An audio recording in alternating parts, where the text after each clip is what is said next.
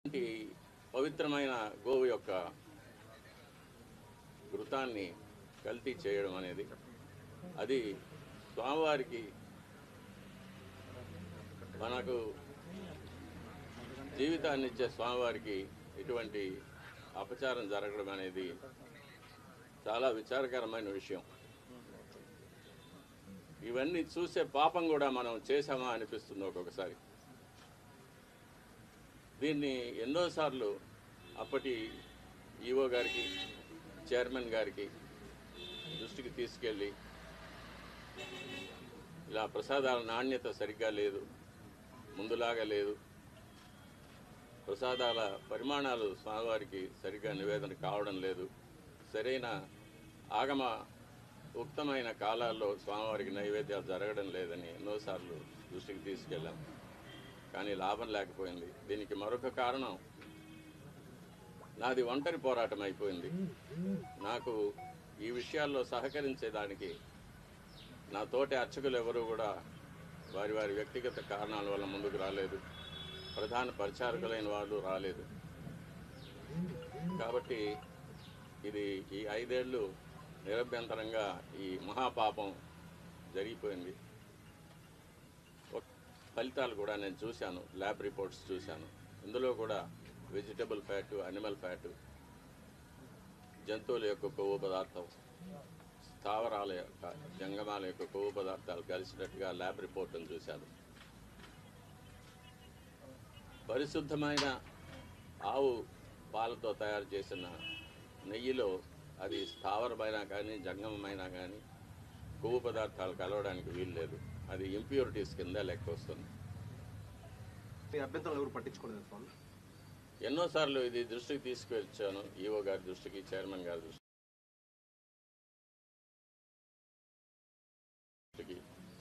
కానీ ఎవరు దీన్ని పట్టించుకోలేదు. కాబట్టి అది అలాగే జరుగుతూనే వచ్చింది. నేను చూసి బాధపడటం తప్ప నేను ఇంకేమీ చేయలేకపోయాను. దీనివల్ల నేను చాలా ఇబ్బందులు పడాల్సి వచ్చింది. అయినా పర్వాలేదు, మా స్వామి కోసం నేను ఇది చేస్తున్నాను.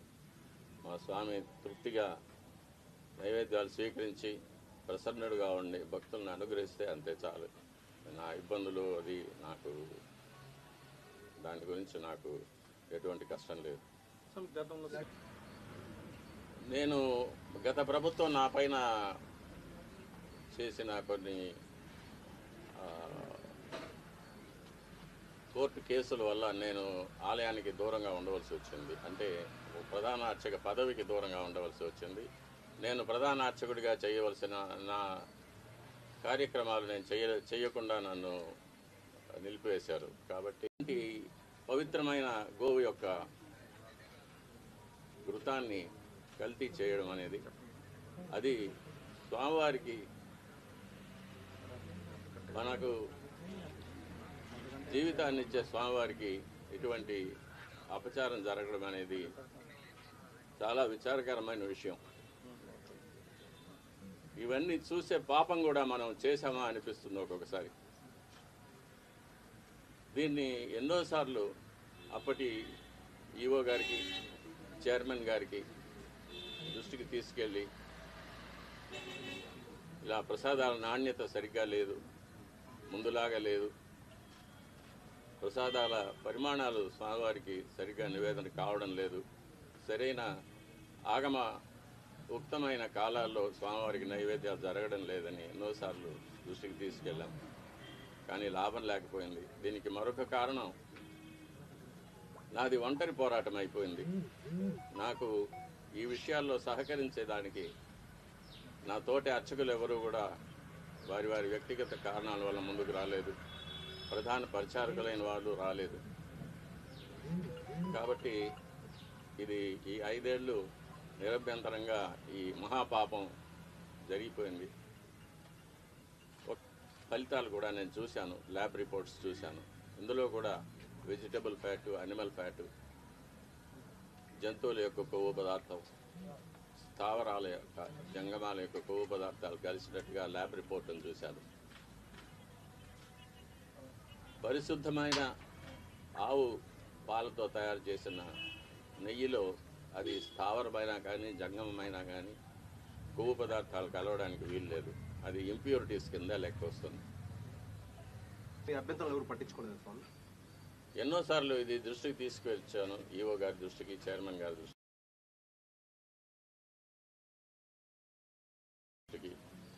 కానీ ఎవరు దీన్ని పట్టించుకోలేదు. కాబట్టి అది అలాగే జరుగుతూనే వచ్చింది. నేను చూసి బాధపడటం తప్ప నేను ఇంకేమీ చేయలేకపోయాను. దీనివల్లే నేను చాలా ఇబ్బందులు పడాల్సి వచ్చింది. అయినా పర్వాలేదు, మా స్వామి కోసం నేను ఇది చేస్తున్నాను. మా స్వామి తృప్తిగా నైవేద్యాలు స్వీకరించి ప్రసన్నుడుగా ఉండి భక్తులను అనుగ్రహిస్తే అంతే చాలు. నా ఇబ్బందులు అది నాకు దాని గురించి నాకు ఎటువంటి కష్టం లేదు. నేను గత ప్రభుత్వం నా పైన చేసిన కొన్ని కోర్టు కేసుల వల్ల నేను ఆలయానికి దూరంగా ఉండవలసి వచ్చింది. అంటే ప్రధాన అర్చక పదవికి దూరంగా ఉండవలసి వచ్చింది.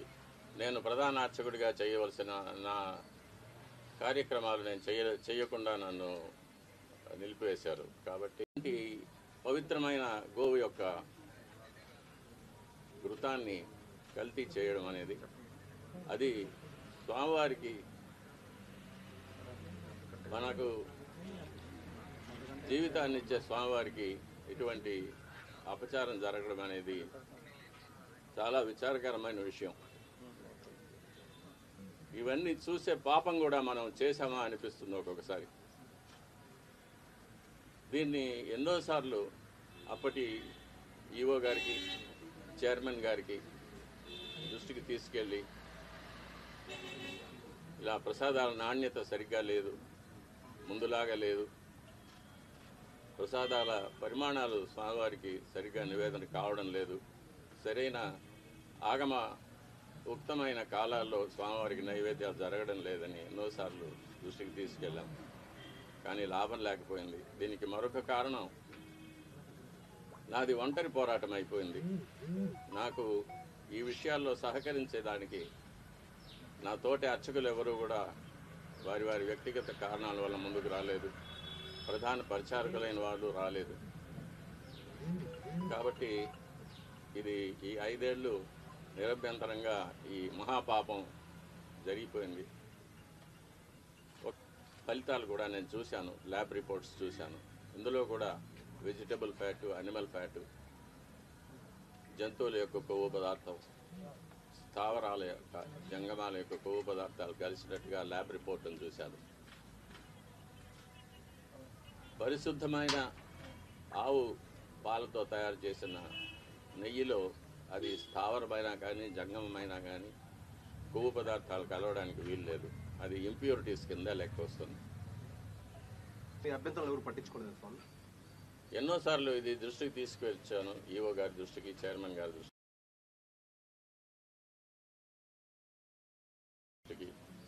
కానీ ఎవరు దీన్ని పట్టించుకోలేదు. కాబట్టి అది అలాగే జరుగుతూనే వచ్చింది. నేను చూసి బాధపడటం తప్ప నేను ఇంకేమీ చేయలేకపోయాను. దీనివల్లే నేను చాలా ఇబ్బందులు పడాల్సి వచ్చింది. అయినా పర్వాలేదు, మా స్వామి కోసం నేను ఇది చేస్తున్నాను. మా స్వామి తృప్తిగా నైవేద్యాలు స్వీకరించి ప్రసన్నుడుగా ఉండి భక్తులను అనుగ్రహిస్తే అంతే చాలు. నా ఇబ్బందులు అది నాకు దాని గురించి నాకు ఎటువంటి కష్టం లేదు. నేను గత ప్రభుత్వం నా పైన చేసిన కొన్ని కోర్టు కేసుల వల్ల నేను ఆలయానికి దూరంగా ఉండవలసి వచ్చింది. అంటే ప్రధాన అర్చక పదవికి దూరంగా ఉండవలసి వచ్చింది. నేను ప్రధాన అర్చకుడిగా చేయవలసిన నా కార్యక్రమాలు నేను చేయకుండా నన్ను నిలిపివేశారు. కాబట్టి పవిత్రమైన గోవు యొక్క ఘృతాన్ని కల్తీ చేయడం అనేది అది స్వామివారికి మనకు జీవితాన్ని ఇచ్చే స్వామివారికి ఇటువంటి అపచారం జరగడం అనేది చాలా విచారకరమైన విషయం. ఇవన్నీ చూసే పాపం కూడా మనం చేశామా అనిపిస్తుంది ఒక్కొక్కసారి. దీన్ని ఎన్నోసార్లు అప్పటి ఈఓ గారికి, చైర్మన్ గారికి దృష్టికి తీసుకెళ్ళి ఇలా ప్రసాదాల నాణ్యత సరిగ్గా లేదు, ముందులాగా లేదు, ప్రసాదాల పరిమాణాలు స్వామివారికి సరిగ్గా నివేదన కావడం లేదు, సరైన ఆగమ ఉక్తమైన కాలాల్లో స్వామివారికి నైవేద్యాలు జరగడం లేదని ఎన్నోసార్లు దృష్టికి తీసుకెళ్ళాం. కానీ లాభం లేకపోయింది. దీనికి మరొక కారణం నాది ఒంటరి పోరాటం అయిపోయింది. నాకు ఈ విషయాల్లో సహకరించేదానికి నా తోటి అర్చకులు ఎవరూ కూడా వారి వారి వ్యక్తిగత కారణాల వల్ల ముందుకు రాలేదు. ప్రధాన పరిచారకులైన వాళ్ళు రాలేదు. కాబట్టి ఇది ఈ 5 ఏళ్ళు నిరభ్యంతరంగా ఈ మహాపాపం జరిగిపోయింది. ఫలితాలు కూడా నేను చూశాను, ల్యాబ్ రిపోర్ట్స్ చూశాను. ఇందులో కూడా వెజిటబుల్ ఫ్యాటు, అనిమల్ ఫ్యాటు, జంతువుల యొక్క కొవ్వు పదార్థం, స్థావరాల యొక్క జంగమాల యొక్క కొవ్వు పదార్థాలు కలిసినట్టుగా ల్యాబ్ రిపోర్టును చూశాను. పరిశుద్ధమైన ఆవు పాలతో తయారు చేసిన నెయ్యిలో అది స్థావరమైనా కానీ జంగమమైనా కానీ